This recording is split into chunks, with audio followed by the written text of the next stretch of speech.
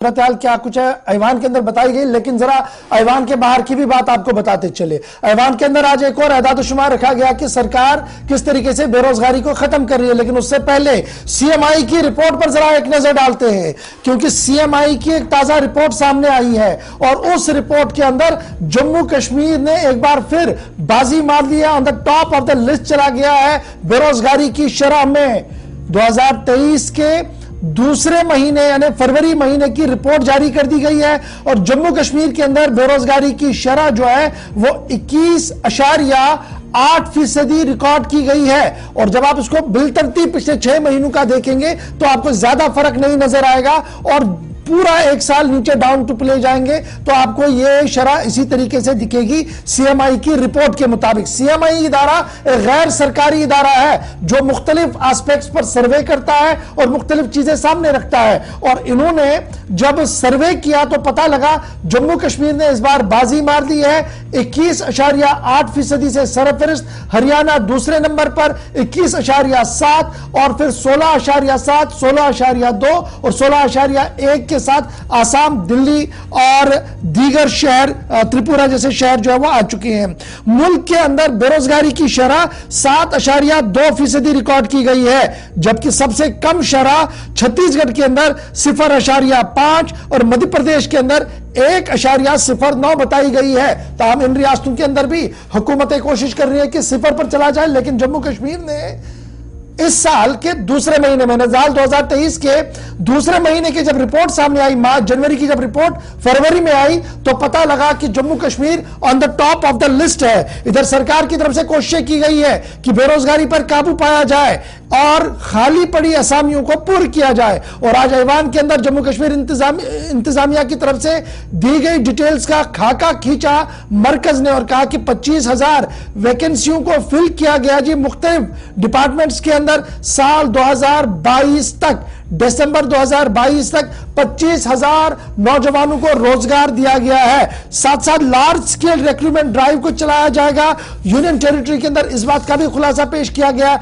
33,426 वैकेंसियां gazetted और non gazetted category की identify कर दी गई हैं। कश्मीर सूबे के अंदर 25,450 वैकेंसियां फिल होंगी, जो मैंने पहले आपको बता दिया, लेकिन उसके बावजूद भी सूरत हाल यह है कि जम्मू कश्मीर की बेरोजगारी की शरह जो सीएमआई की ताजा रिपोर्ट है उसके मुताबिक 21.8% रिकॉर्ड की गई है। सरकार ने आज डाटा दिया रोजगार के हवाले से, सरकारी नौकरियों के हवाले से। इस पर जरा गुफ्तगू करेंगे सीधे सनम एजाज मेरे साथ है। सनम, एक तरफ से सरकार ने आज अपना पिंडोरा खोल दिया और कहा कि उन्होंने जी 25,000 के करीब बेरोजगारों को रोजगार सरकारी सतह में दिया है और यह ट्रांसपेरेंट मैनर के अंदर दिया गया।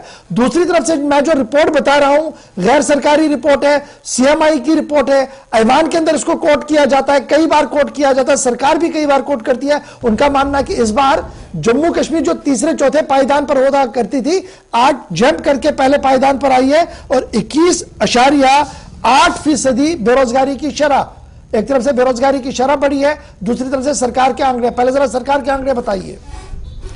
देखिए, बिल्कुल गौर भाई, अगर हम पिछले सेशन की बात करें तो पिछले सेशन में भी जब जम्मू कश्मीर से मुतालिक एम्प्लॉयमेंट अनएम्प्लॉयमेंट दोनों के मुद्दे उठाते हुए सरकार से पूछा गया था तो सरकार ने तब जवाब दिया था कि 24 के आसपास जो है तब वो आदाद शुमार पेश किए थे और सरकार ने बताया था कि खतरनाक आंकड़े हैं, ये खतरनाक आदाद शुमार हैं। लेकिन आज जम्मू कश्मीर से मुतल्लिक ये दोबारा जो सवाल पूछा गया था तो इसका तहरीरी जवाब जो है वो नित्यानंद राय जो मरकजी वजीर है उन्होंने आज इसका होम मरकजी वजीर ममलिकत उनने इसका जवाब दिया और तहरीरी जवाब दिया। और तहरीरी जवाब में जो बेरोजगारी की शरह है उसको 20% से कम बताया, 19.2 के आसपास बताया।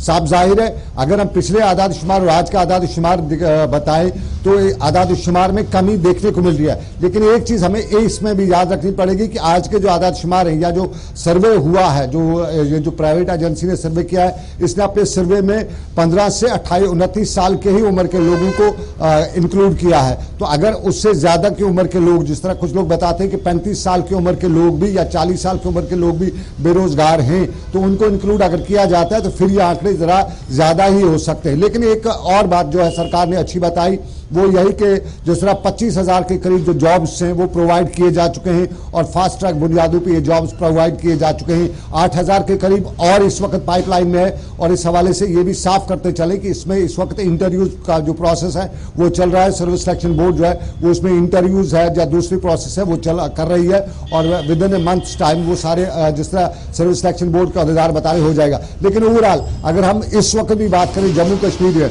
5 अगस्त 2019 के बाद जो दावे सरकार ने किए थे कि अनएम्प्लॉयमेंट खत्म हो जाएगी, सब कुछ खत्म हो जाएगा, वो शुरुआत तो हुई थी लेकिन बीच में कोविड आ गया तो उस वजह से वो सब कुछ नहीं हो सका। लेकिन कोविड के बाद भी अब बड़ा जमाना कह सकते हैं हम गुजर चुका है और कोविड के बाद जो सिचुएशन है उसमें अभी इतनी इंप्रूवमेंट नजर नहीं आ रही है जिस तरह से सरकार ने बताया था कि हम एम्प्लॉयमेंट को एक प्रायोरिटी रखेंगे, फॉरेन इन्वेस्टमेंट आएगी, एक नया इनकलाबी जो दौर आएगा जम्मू कश्मीर में, उस दौर में जो एम्प्लॉयमेंट है वो जनरेट की जाएगी। वो सब कुछ अभी तक नजर नहीं आ रहा है और अभी तक आदाद शुमार वहीं के वहीं है।